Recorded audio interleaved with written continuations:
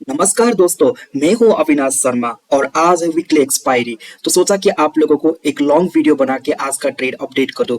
इसीलिए नहीं कि आज मुझे बहुत बड़ा प्रॉफिट हुआ है, बल्कि इसीलिए कि आज मैंने यहाँ पे अपने रिस्क को कैसे मैनेज किया, क्यों यहाँ पे मैंने ये लॉस लेके यहाँ से निकला हूँ।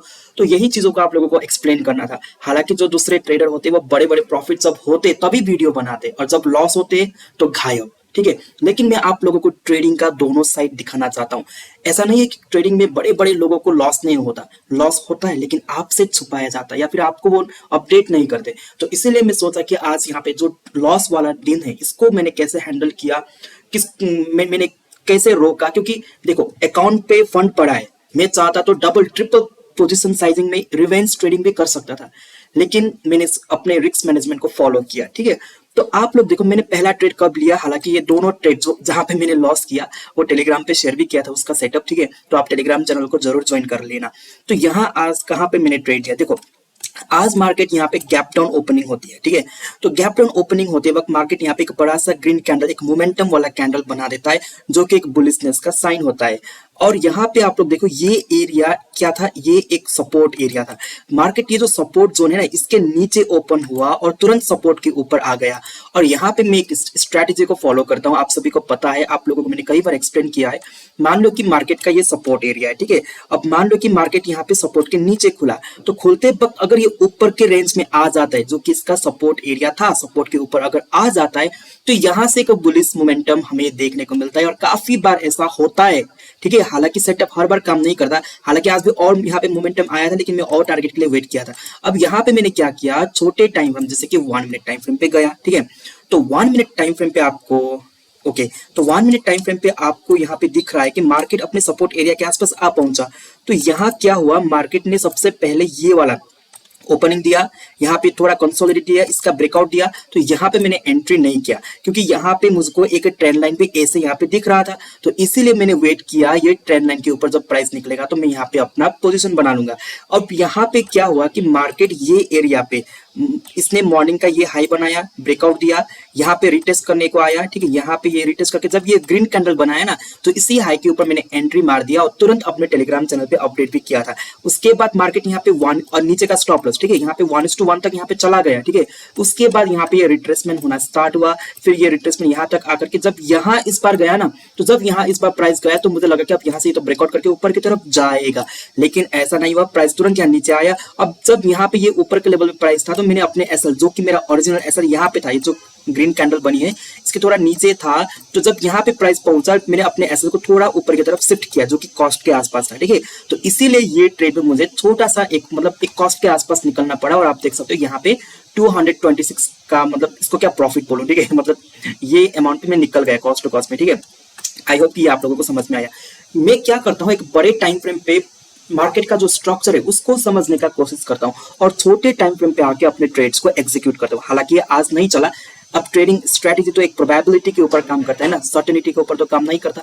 अब यहाँ पे देखो दूसरा ट्रेड कब लिया। अब मान लो, अब यहाँ पे 5 मिनट टाइम फ्रेम पे आ जाओ, 5 मिनट टाइम फ्रेम पे आ जाते हो, तो यहाँ पे आप लोगों को ये जो सपोर्ट एरिया है ना, इसका यहाँ पे ब्रेकडाउन दिख जाता है, जो कि मैंने अपने टेलीग्राम चैनल पे अपडेट किया था। यहाँ पे ब्रेकडाउन दिख जाता है।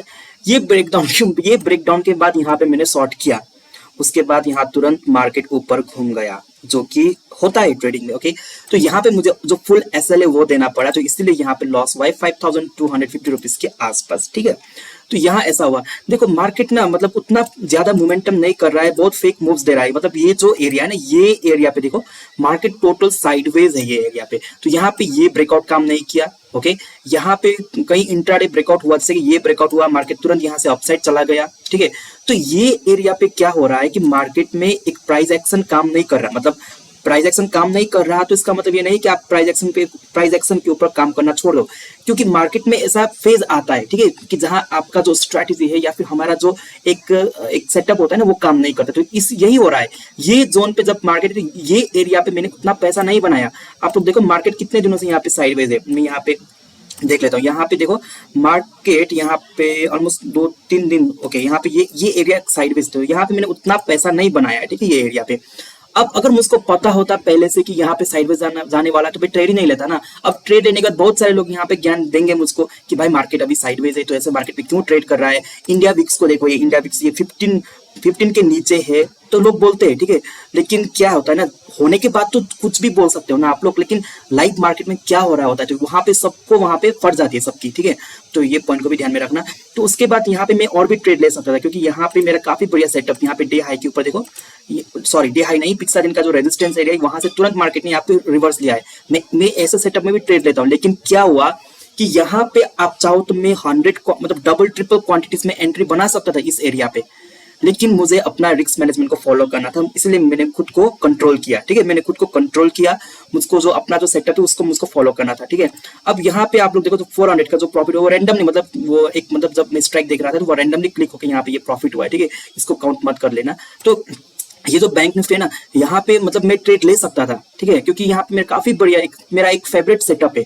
अब ये सेटअप क्या है कि मार्केट, अब देखो यहाँ पे मार्केट रेजिस्टेंस लेके एक वन वे गिरा है, यहाँ से भी रेजिस्टेंस लेके एक वन वे गिरा है। तो जब ऐसा वाला रेजिस्टेंस पे मार्केट यहाँ पे चला जाता है ना इंट्राडे के अंदर, तो यहाँ से ब्रेकआउट करके ऊपर जाने का प्रोबेबिलिटी कम होता है। तो यहाँ पे मैं ट्रेड ले सकता था अपना जो लॉस रिकवर करने के लिए। मैं यहाँ पे, क्योंकि एक्सपायरी का लास्ट आवर का टाइम है, प्रीमियम भी बहुत कम होता है, ठीक है। तो वहां पे ऐसे मूव में काफी बढ़िया तरीके से प्रीमियम भी स्पाइक होता है। तो यहाँ पे मैं बहुत ज्यादा क्वांटिटी अनलोड कर सकता था, लेकिन मैंने रिवेंज ट्रेडिंग नहीं किया, क्योंकि देखो हमें ट्रेडिंग केवल एक दिन के लिए नहीं करना है, हमें ट्रेडिंग केवल एक महीने या एक दो हफ्ते के लिए नहीं करना है, हमें ट्रेडिंग लाइफ भर के लिए करना है। ये आपका एक प्रोफेशन है। तो हमें ऐसा वाला जो दिन होता है ना, इसमें खुद को कंट्रोल करना होता है। क्या पता कि आज यहाँ से ब्रेकआउट होके फिर ऊपर चला जाए तो मेरा ज्यादा क्वांटिटीज में यहाँ पे लॉस हो जाता है ना। तो इसीलिए always learn to respect the loss. ये लॉस लेके मैं बहुत खुश हूँ, क्योंकि लॉस ही एक ऐसा पार्ट होता है ट्रेडिंग में जो आपको जमीन में रखता है, जो आपको ग्राउंडेड रखता है। मान लो कि आपको हर दिन प्रॉफिट होना स्टार्ट हुआ, आज तो कल आपको हर दिन प्रॉफिट हो रहा है, तो क्या होगा, आपका ईगो बढ़ जाएगा ना। तो जब आपका ईगो बढ़ेगा तो उसका नतीजा क्या होता है आप सभी को पता है। रावण का ईगो बढ़ गया था तो उसका क्या हुआ। तो इसीलिए आप जो कुछ भी आप कर रहे हो या कुछ भी फील्ड में आप हो, वहां पे लॉस होना एक नॉर्मल बात होती है। तो लॉस को आपको एक्सेप्ट करना पड़ेगा, या वहां पे जो डाउन फेज चल रहा है ना उसको हमें एक्सेप्ट करना है।